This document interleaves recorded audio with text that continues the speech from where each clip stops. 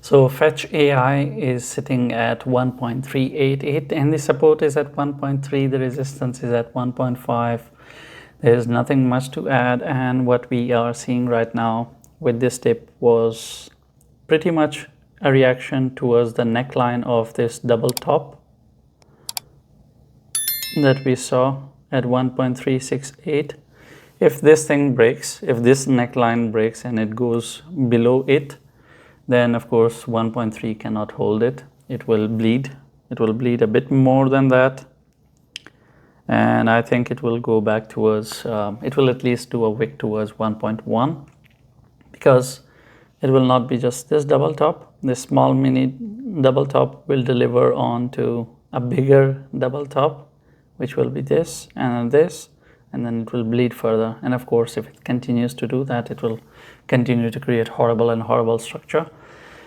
We are hoping that doesn't happen. The market is bullish. We are not sitting in a bearish market whatsoever. There is no bearishness in the market. But the thing is that structure needs to hold. Right now what we are seeing is a pullback, something that we were expecting. And there's not much to add.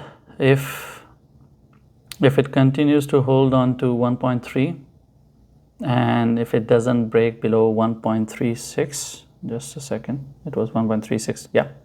If it doesn't break below 1.36, which is the neckline, then it is not going to go towards 1.3 either.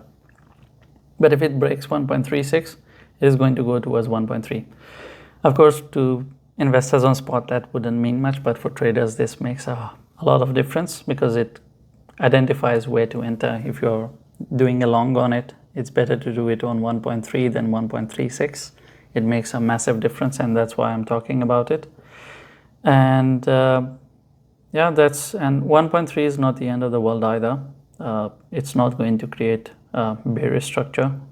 It's just that it's a pullback, and a 50% pullback is always healthy. In case of Fetch.ai, it's going to be more than that. But generally speaking, a 50% pullback is always expected of the overall rally. You need to calm the hell down somewhere down the line. And maybe that is the pullback that we are seeing right now that needs to happen, which means it's not going to stop in a day. It will continue to happen for a few days.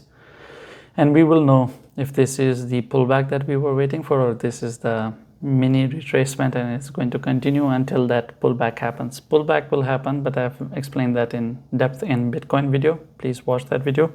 Over here, there's nothing to add. 1.3 is the support, 1.5 is the resistance. It needs to break either of them for us to pick a direction. If that is not happening, we would consider this to be sandwiched and stuck in this range.